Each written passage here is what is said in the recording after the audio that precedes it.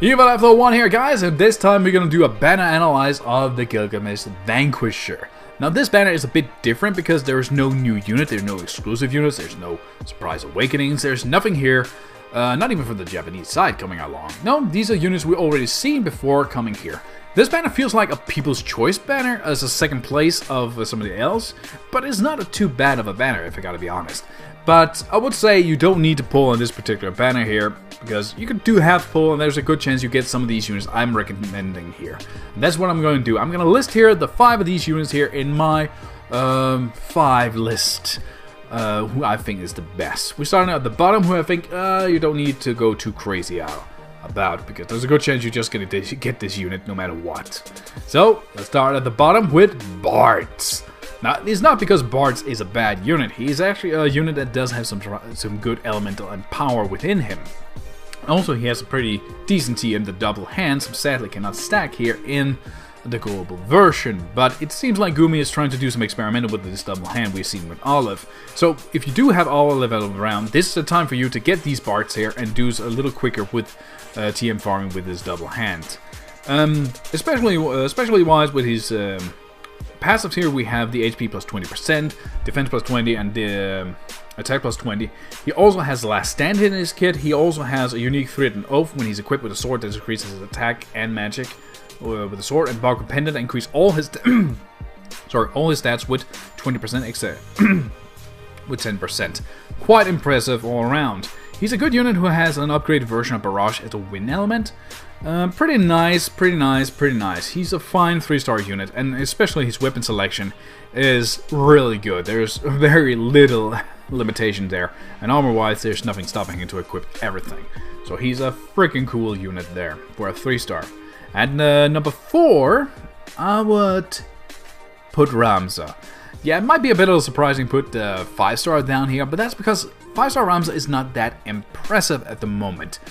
But if you want Ramza, this is the banner you should maybe go for a little hard on it, because Ramza would be a future investment, is the way you should really look at him. Because at the moment, magic-wise, he does have Ultima and Cura. Ultima is friggin' beautiful, but sadly, he's not that much of a mage type of unit in his kit. Even though he does have magic plus 30%, but as you can see with his stats, they are not that high. They are mostly equally all around. He does have Cheer in his kit. He just has Holy Blade as well. He does debuff the enemy's attack and magic on separate occasions.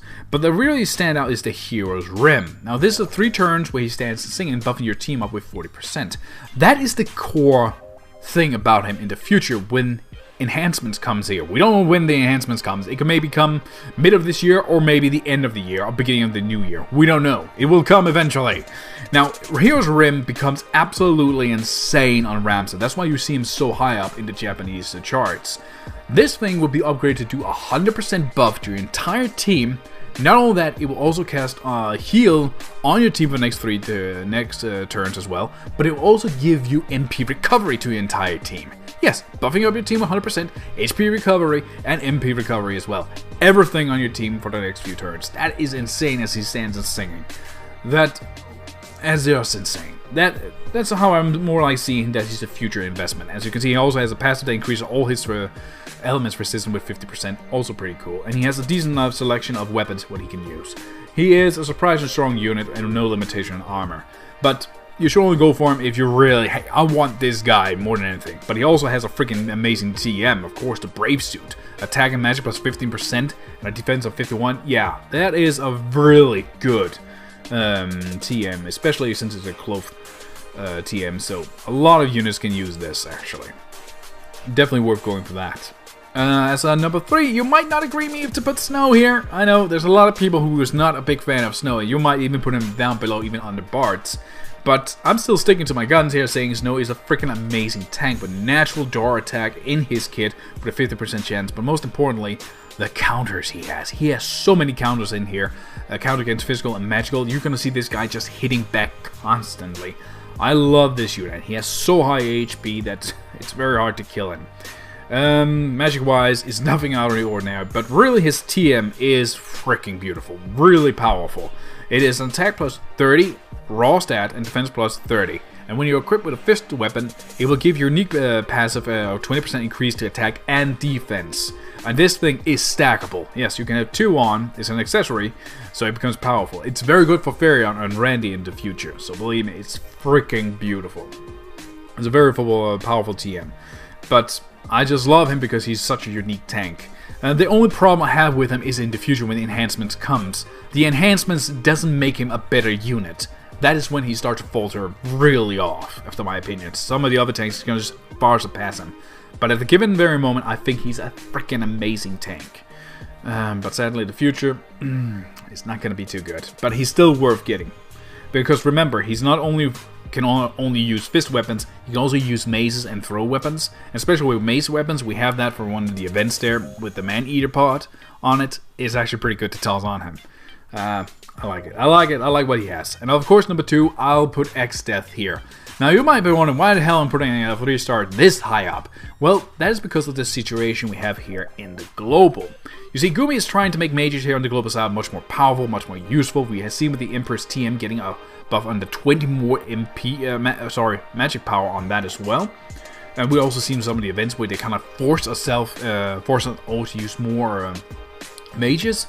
And since he's a 3-star, he's very easy to get your hands on. So just do some half pulling. I would recommend you have at least 2 X-Steps laying around, because just having these 2 here would be freaking amazing. As we can see here with magic wise, the guy is freaking amazing. He has Dispel, he has Fire God, Thunder God, Blizzard God, he has freaking a Meteor in his kit, a non-elemental attack. Very powerful. Graviga, and of course reduce elemental resistance. But most importantly, he has dual black magic. That's why his power just comes from. Top it all off, he does have kind of like a small kill passive in his kit that against humans, plants, Avian and beast and insects. Freaking beautiful. And Wicked Light as well, and Earth Shaker. He has such a good selection all around what he has in his kit. And a magic plus 30%. This guy really packs a powerful 3-star. Really, really, really good. He has Holy in his TM as well. Decent enough, but not a team I will go crazy for. But the guy packs a lot of power. I would say get at least 2 of these, so you have for the future what Gumi can maybe do to us. But number 1 is a bit of surprising, but you already know who he is. Arceus. Now Arceus again is kind of like the future. Again, you gotta think about the future, and that's because when her awakening someday will come, she becomes basically a mini version of Orlando. Not as powerful, but it can do kind of like the same thing as Orlando, debuffing with lightning, light resistant, and chaining with that as well. But that's not only the thing she's getting. What she's also getting is that kind of protection, so she becomes kind of like a mini version of a tank. There's a 30% chance she will jump to a female protector, female to protect her, and that damage that comes there, she will decrease that with 50% against physical and magical. That is beautiful. So building a team with females would work quite well. And plus, having 2 of her, which I would recommend, she also has Kuraja in her kit. Yes, she can also work as a healer, but she can work as a chainer as well. So you have a finisher like, say, Farion, for example, would not be a bad idea. Plus, her weapon selection is surprisingly good. Also, armor-wise is also very solid. She is an amazing unit, and she also has full break in her kit at the same time. But most importantly is that her enhancement in the future is really what makes her powerful. That attack I talked about before, the mini Orlando attack, becomes as equally as powerful Orlando's in the future. Plus, she will get a unique buff of in equipping with Great Swords with 50%. She becomes far more powerful, but not only that, her full break really starts to live up to her name, because it will also be able to debuff elemental resistance with 30%, all of them. So she becomes freaking amazing. She is really one of those units where you're like, okay, you're gonna have 2 of her just sitting there waiting till that day. I highly recommend. Plus, her Trustmaster, Save the Queen, is also a very good non-elemental great sword with 112 in attack, and it adds auto protection to the wielder as well. She is a freaking amazing unit with triple attack as well in her kit. She is a really strong unit. I cannot decrease and say enough about to get your hands on her. So that is really the banner we have here at the very moment. Fine enough banner, but you don't need to go all out on it unless you feel like I need Rams at the very moment. But just half pull, you should get these units eventually as long as this banner is up.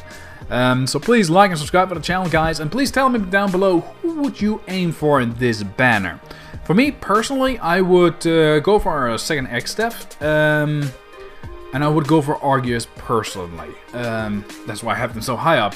Having a little more of them would not be a bad thing. The others, I don't feel like I need to get more of them, but those two, they are definitely worth to have 2 of the same unit. So please like and subscribe to it, guys, so we can laugh together in the darkness.